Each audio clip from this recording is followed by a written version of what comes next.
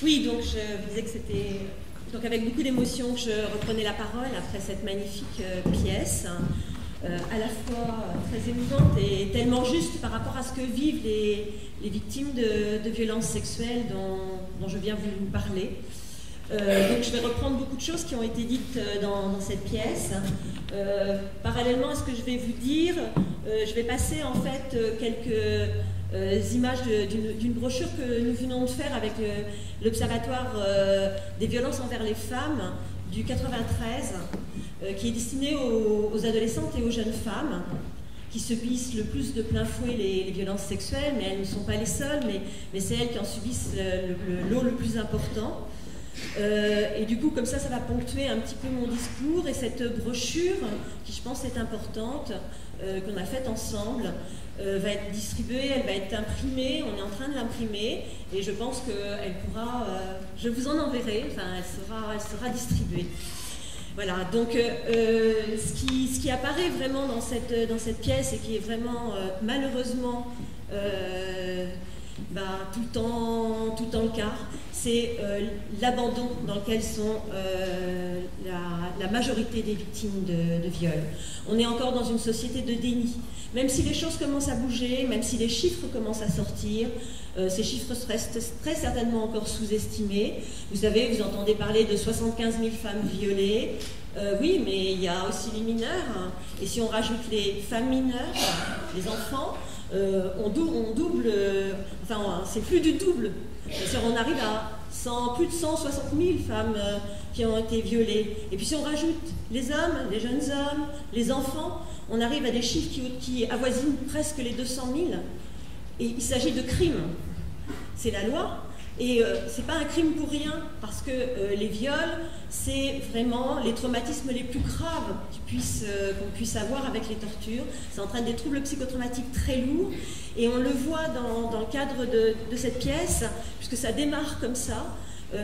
Donc l'adolescente a des troubles alimentaires graves, puisqu'elle a une anorexie mentale, et à aucun moment on va chercher à savoir pourquoi elle a ces troubles-là. Personne ne vient lui poser la question, mais qu'est-ce qui fait que tu es si mal? Pourquoi tu souffres autant? Qu'est-ce qui t'est arrivé? Quel mal on t'a fait pour que tu aies si mal? Qu'est-ce qu'on a bien pu te faire? Est-ce que tu as subi des violences?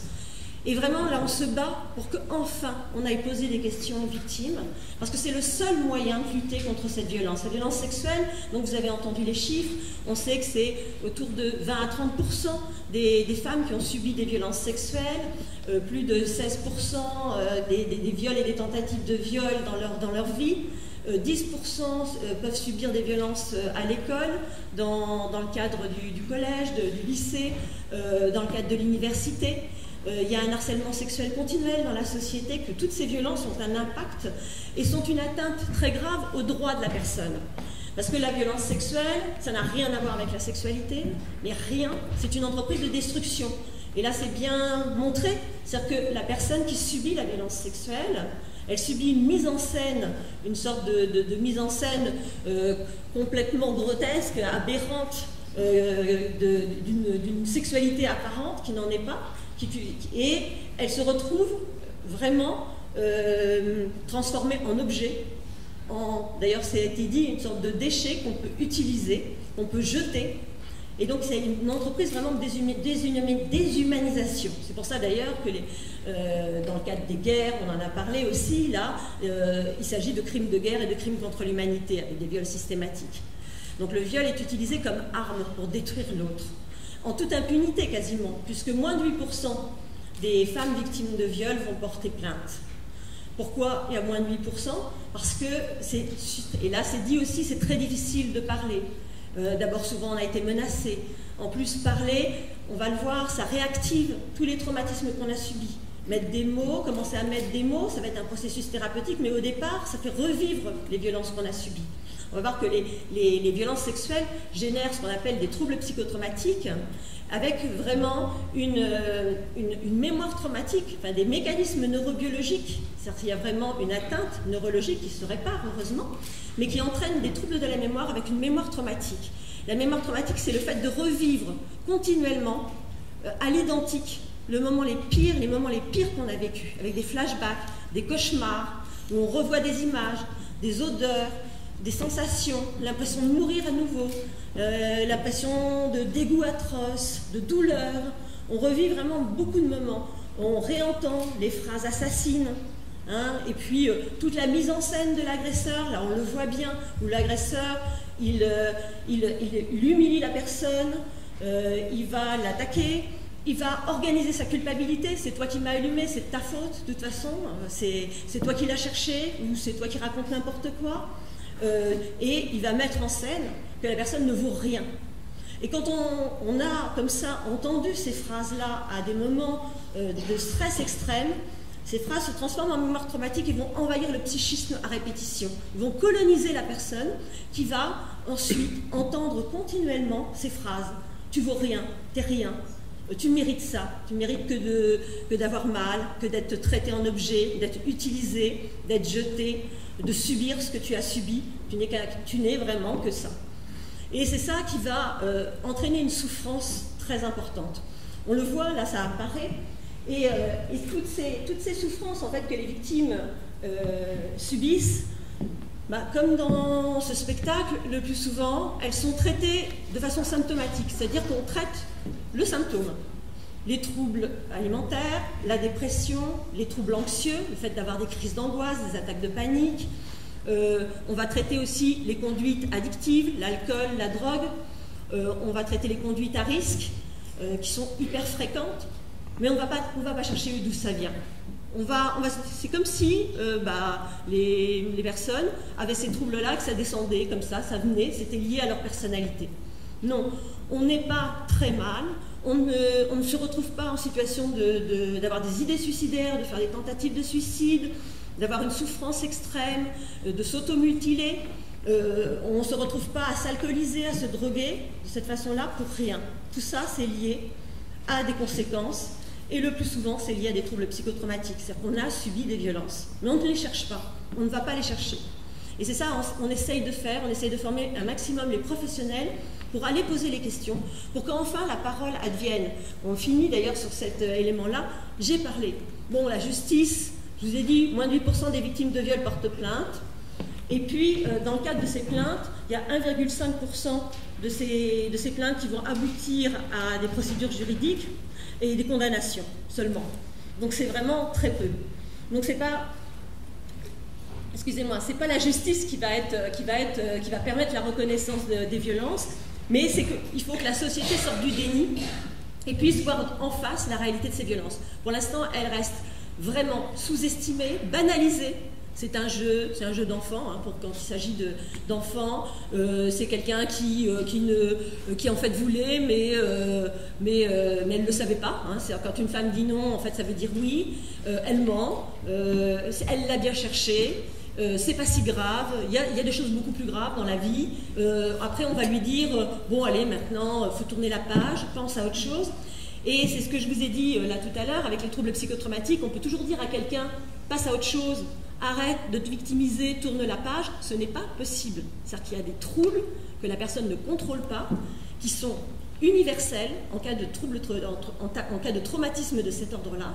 C'est pas lié à la personne, c'est lié aux violences. Et les troubles que la personne va présenter sont directement proportionnels aux violences qu'elle a subies.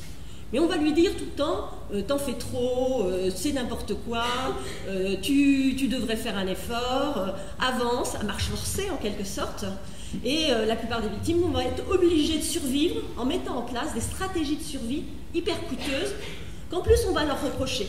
C'est un peu comme si quelqu'un était renversé par un autobus avec plein de fractures, tout le monde passe, personne ne le voit, tout le monde trouve ça, bon, c'est pas grave. La personne, il faut qu'elle se traîne chez elle pour se réparer. Elle se répare comme elle peut en mourir, elle peut avoir de gros handicaps, elle peut à peu près se remettre à marcher, mais au prix de quel effort. Et en plus, on va lui reprocher les handicaps qui lui restent. Le fait qu'elle boite, on va lui reprocher. Et c'est ce qui se passe pour les victimes de violences, comme des violences sexuelles qui sont graves, où on va reprocher ensuite aux adolescentes, aux jeunes femmes, aux femmes, les décrochages scolaires, les troubles alimentaires, hein, ça peut être de l'anorexie comme on l'a vu là, mais ça peut être aussi de la boulimie avec des prises de poids importantes, les scarifications, la drogue, l'alcool, les conduites à risque. On va leur reprocher ces troubles du comportement, on va leur faire la morale, possiblement, sans prendre en compte que derrière ça, il y a une extrême souffrance, une solitude effroyable, une incompréhension totale de la personne aussi, qui ne comprend pas ce qui lui arrive, pourquoi elle est comme ça, comme personne lui renvoie que c'est normal avec les violences qu'elle a subies, et qu'on peut venir vers elle, on peut l'aider, on peut la soigner, on peut l'accompagner, on peut réparer ce qui est à réparer, et bien on la laisse comme ça, à se débrouiller toute seule. Et c'est ça vraiment qu'on veut changer, et pour ça, il faut vraiment qu'il y ait une sorte de révolution dans la perception des choses, où d'abord, petit 1, c'est ce qu'on essaye de transmettre, c'est de voir la réalité de ces violences sexuelles, leur fréquence, leur gravité, de reconnaître leur gravité, de faire fonctionner la loi, c'est qu'on n'a pas le droit de faire ça, c'est une atteinte au droit, c'est une atteinte à la santé, et de petit à petit, vraiment pouvoir lutter contre ces violences. Parce que agir tout de suite, c'est donner un signal fort, d'abord aux victimes de violences qu'on ne veut pas qu'il leur arrive ça, que la société ne le veut pas, ne le tolère pas, qu'on veut les protéger, on veut faire quelque chose pour elles, on veut les soigner, elles ont de la valeur. Alors que les violences sexuelles, ça met en scène que la personne n'a aucune valeur, qu'elle n'est qu'un objet qu'on peut utiliser et dont on peut même jouir, ce qui est quand même le comble du sadisme. Donc c'est tous ces éléments-là qu'on peut faire passer, et puis faire passer aussi aux personnes qui agissent, à tous les prédateurs, les agresseurs, ceux qui commettent les violences, de leur dire qu'on ne veut pas qu'ils fassent ça. Et on sait que plus on en parle, et plus on interpelle les auteurs pour dire que vous n'avez pas le droit, on ne veut pas que vous fassiez ça, c'est aussi le sens de la campagne sur le harcèlement sexuel, si vous l'avez vu, ça fonctionne aussi, ça agit, ça limite un peu les choses. Pas pour tout le monde, mais au moins, ça lance aussi un signal fort. Et les victimes, il faut arrêter aussi de dire qu'il faut parler, uniquement il faut parler. C'est dur de parler, c'est ce que je vous ai dit. C'est dur de parler parce que on est menacé, on vous fait douter quand vous êtes victime, on nie ce que on pense que vous mentez, on va vous dire des choses qui vont encore plus vous blesser, donc vous avez peur. La mémoire traumatique, le fait qu'on revive les violences, ça fait que on va essayer d'éviter plutôt d'en parler. Et puis, à qui en parler? Faut-il trouver quelqu'un qui va vraiment entendre ce qu'on va dire. Et dans une société où on n'en parle pas encore suffisamment, c'est difficile. Donc plus la société en parle, plus les victimes vont pouvoir parler. Ça, c'est aussi très important. Donc en fait, je vais reprendre un tout petit peu la brochure. Donc en fait, on interpelle les jeunes pour dire qu'elles ont des droits, que tout ça, qu'elles peuvent être aidées. Bon, alors c'est pour les filles, mais on va faire aussi l'équivalent pour les garçons, que les conséquences peuvent être traitées.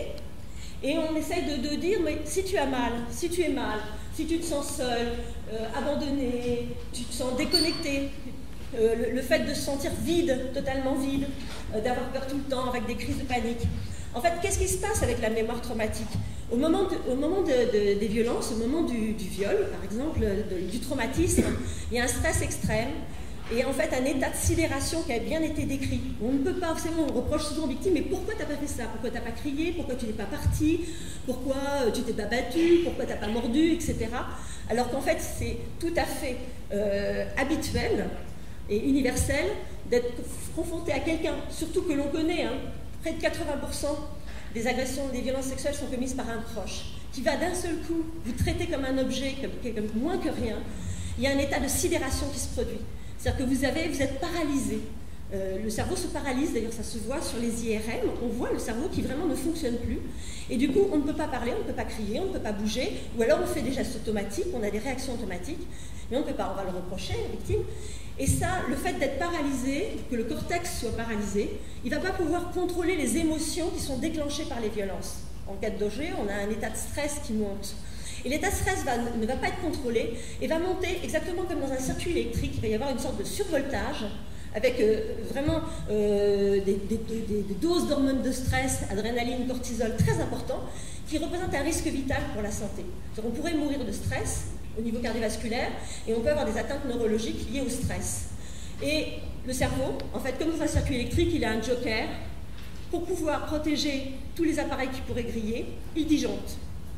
Et c'est ça qui fait qu'on va se sentir déconnecté, absente. C'est ce qu'elle décrit bien aussi, ce qui est bien décrit dans cette pièce.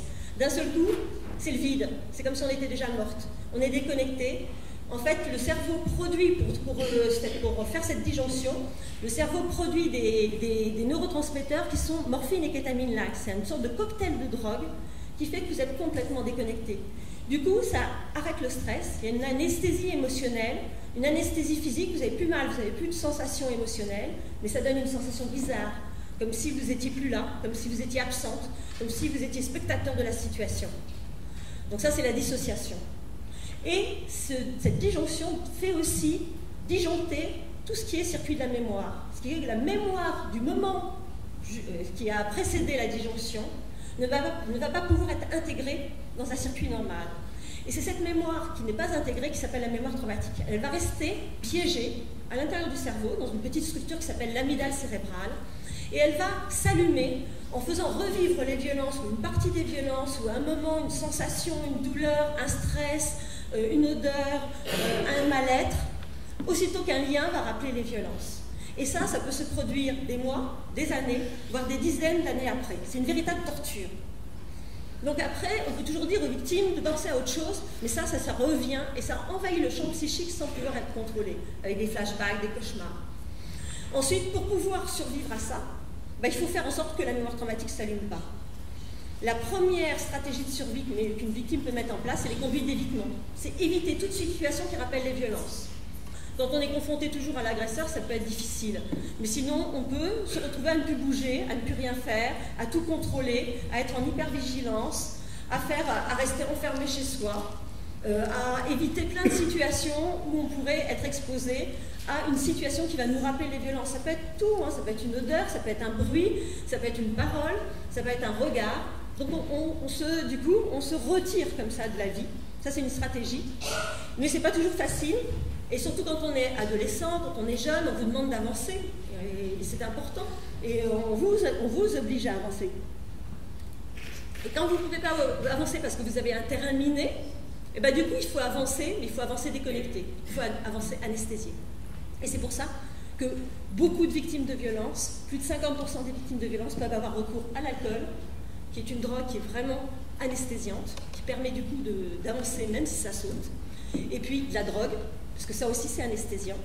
Et ce qui peut paraître un petit peu plus compliqué à comprendre, les conduites à risque. Toutes les mises en danger, les conduites à risque, les scarifications, les auto-agressions, les mises en danger au niveau du sport, au niveau des conduites routières, des situations de sexuel à risque aussi. Toutes ces situations-là, en fait, font qu'on va se stresser de façon très très importante, on va refaire disjoncter le cerveau.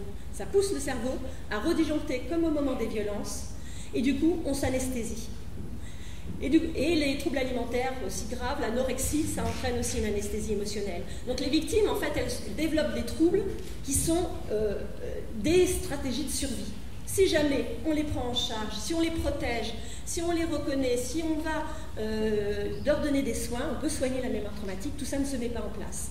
Et on peut imaginer que quelqu'un qui vit comme ça, avec une mémoire traumatique qui s'allume, des conduites d'évitement, des conduites donc à risque qui sont anesthésiantes et dissociantes, sa vie, ça devient un enfer. C'est très très difficile de vivre. Donc ça va impacter totalement tous les espaces de la vie, tous les champs de la vie de la personne. C'est-à-dire quand vous avez été victime de viol, avoir une sexualité normale, d'amour, c'est très très difficile parce que aussitôt qu'on vous touche, ça peut rappeler les violences. Donc ça ne va pas être possible. Mais si vous êtes dissocié, si vous êtes déconnecté, si vous vous alcoolisez, là ça va être possible. Si vous vous mettez en situation à risque, là ça va être possible. On sait que par exemple les situations prostitutionnelles, plus de 70% des personnes en situation prostitutionnelle ont été violées dans l'enfance. On ne se retrouve pas en situation prostitutionnelle pour rien, c'est qu'on a déjà subi des violences extrêmes. En plus, cette mémoire traumatique, non seulement elle vous fait revivre les violences, mais elle vous fait revivre, comme je vous l'ai dit, les phrases assassines qu'on vous a dit, la mise en scène atroce qu'on a mis en place, que vous valez rien. Et du coup, vous pensez petit à petit que vous valez rien. Vous êtes envahi, colonisé par des images où vous êtes rien, vous ne méritez que d'avoir mal. Exactement ce qui était dit aussi pendant le spectacle qu'on a vu tout à l'heure.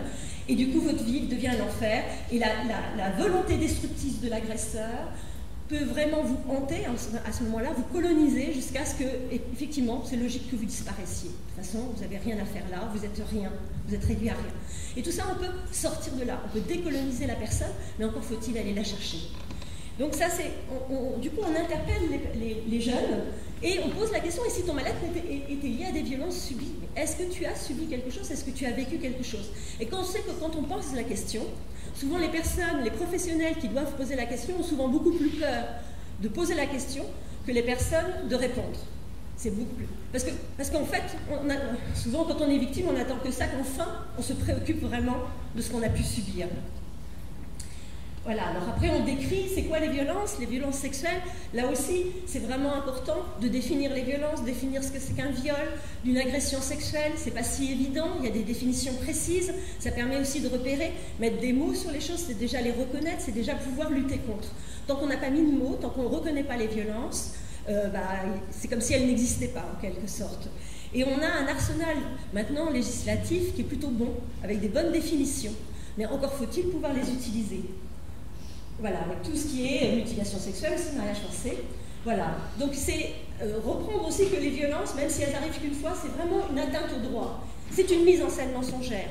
L'autre met en scène que, en fait, alors il peut mettre en scène que c'est la victime qui est la coupable, c'est elle qui a cherché, exactement comme ça, qu'il peut mettre en scène même de façon encore plus sadique qu'elle aime ça, qu'il lui dire, mais en fait t'aimes ça, il peut mettre en scène que c'est un secret, que c'est un jeu, il peut mettre en scène que des mises en scène mensongères qui lui permettent d'agir, que tu es coupable, que tu les as bien méritées, que tu n'as pas le droit de vivre, tout ça c'est faux, tu n'es jamais responsable. Ça c'est vraiment important de sortir la victime d'une culpabilité et d'une honte qui n'est pas liée à elle, à ce qu'elle est, mais qui est liée à la mise en scène du système agresseur et de tout ce que la société peut renvoyer, parce qu'on a, vous le savez, avec tous les événements qui se sont produits et sur lesquels tout le monde est monté au créneau, à quel point on a tendance à en fait mettre en cause la victime. Elle n'aurait pas dû sortir, elle n'aurait pas dû faire ça, il n'y avait qu'à faire ça.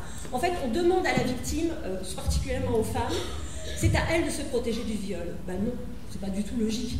Le viol ne doit pas exister, c'est une atteinte très grave, c'est un crime, et c'est aux agresseurs de ne pas les commettre. Il faut arrêter de tout mettre le focus sur la victime pour dire que c'est elle qui est responsable. Voilà. Donc, les violences qui sont graves, qui sont fréquentes, de reconnaître la gravité, qu'elles sont intentionnelles, parce que ça aussi c'est habituel de dire mais non, en fait, c'était un jeu, c'était de l'humour, ou alors c'était sous couvert de sexualité, sous couvert, c'est parce que je te désirais. La violence, c'est pas du désir, c'est vraiment une volonté de détruire, de faire mal. Et il y a pas mal de gens qui sont en situation d'agresseur qui effectivement ont une excitation à la haine, une excitation à faire mal. Bon, elles sont faites exprès, c'est-à-dire qu'elles sont intentionnelles, c'est-à-dire qu'on a une intentionnalité, c'est bien montré là, le viol. Du coup, il y a le montage d'une mise en scène là aussi, où elle est invitée de nouveau à une fête chez Maxime. En fait, c'est un piège, tout était organisé à l'avance. Donc de toute façon, elle n'avait aucune chance de s'en sortir. Tout était déjà complètement mis en place. Et c'est toujours les plus forts contre les plus faibles. Hein. C'est une société inégalitaire qui permet d'utiliser l'autre comme objet pour en fait l'utiliser pour soi. Voilà, donc ceux qui commettent les violences sont responsables de leurs actes. Après, c'est les mécanismes psychotraumatiques que je viens de vous expliquer, avec la sidération, la disjonction, la dissociation, qui est expliquée pas à pas. C'est important de comprendre, et de comprendre qu'il y a des atteintes neurologiques, mais que ces atteintes neurologiques récupèrent.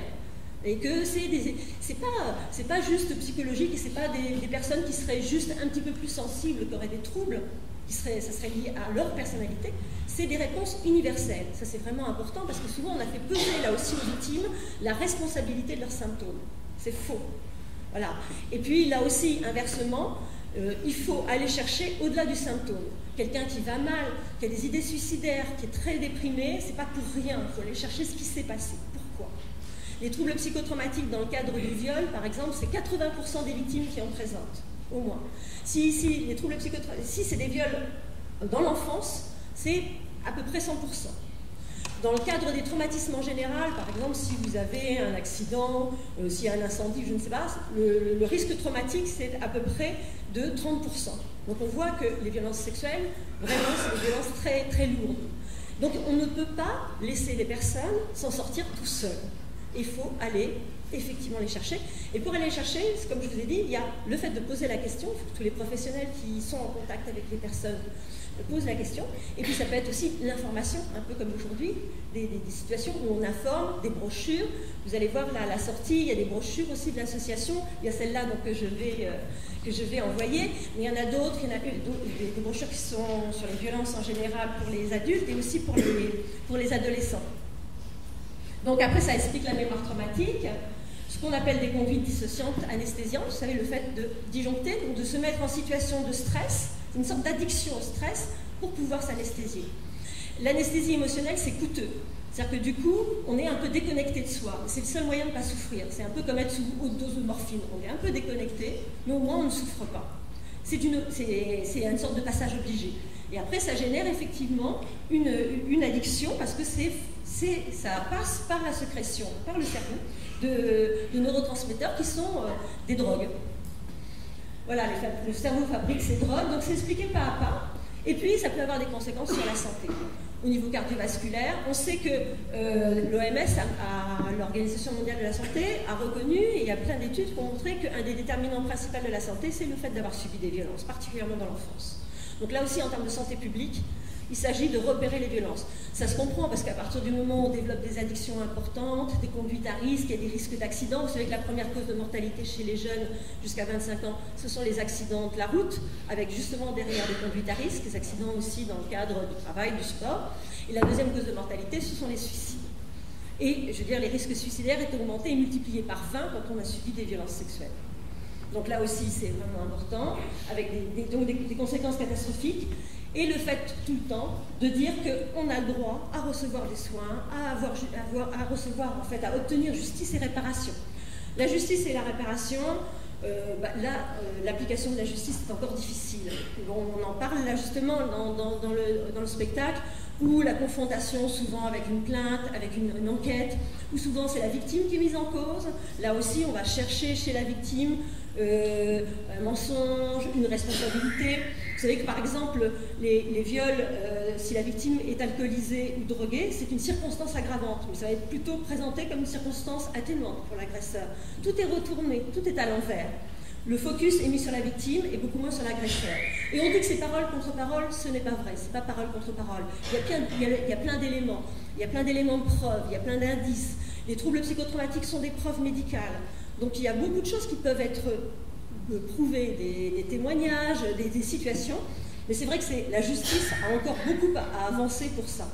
Mais la médecine aussi, hein, vous avez vu donc, au tout début du spectacle, on la voit dans un hôpital, enfermée, séquestrée, parce qu'elle a des troubles alimentaires, et personne ne lui pose la question, mais qu'est-ce qui t'est arrivé? Et la question qu'on devrait poser, rechercher s'il y a eu des violences subies, puisque c'est la cause la plus fréquente de troubles alimentaires.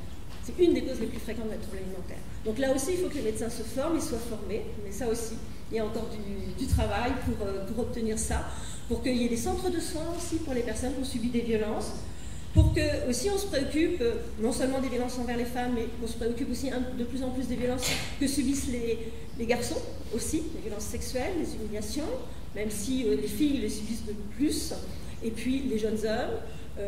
On sait que dans certaines situations, comme en prison, dans certaines situations de l'armée, on sait que l'armée, il y a beaucoup de viols. Le sport, vous savez, vous avez entendu les chiffres. Dans le sport, on a eu l'histoire de Camaré récemment avec Isabelle de Mongeau et tout son combat. Donc c'est tout ça qu'il faut arriver à dénoncer. Voilà. Alors à la fin, du coup, c'est ne reste pas seul, parle-en. Mais encore faut-il qu'il y ait quelqu'un pour en parler. Et c'est vrai que c'est ce qu'on dit dans le petit chapitre, on dit le mieux ce serait qu'on te demande, le mieux ce serait qu'on puisse, que quelqu'un à un moment donné demande, un médecin, une assistante sociale, une infirmière scolaire, un travailleur social, quelqu'un d'un univers associatif, un adulte, qu'on pose systématiquement la question. Alors ça, c'est ce qu'on essaie de mettre en place, et que là aussi, c'est ce qu'on dit, et si la personne te fait la morale, ne te croit pas, commence à dire que non, c'est pas possible, là tu racontes des histoires, un tel n'a pas pu te faire ça, faut en parler à quelqu'un d'autre. Il faut continuer, Ça c'est aussi important. Voilà. Et puis, il y a des ressources qui existent.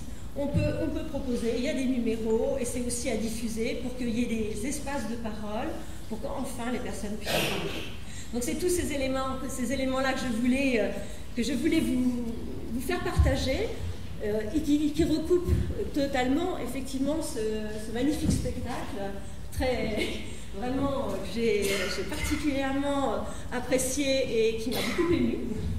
Je me tourne parce que voilà, venez, parce que vraiment je tenais à vous féliciter.